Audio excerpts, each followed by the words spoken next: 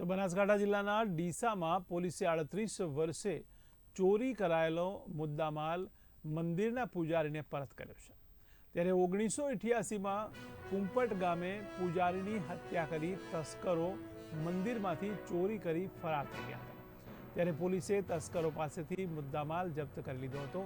ત્યારે 38 વર્ષે તેરા તુજકો અર્પણ અભિયાન અંતર્ગત મંદિરના પૂજારીને 38 વર્ષે 40 ગ્રામ સોનું અને 500 ગ્રામ ચાંદીનો મુદ્દામાલ પરત કર્યો છે।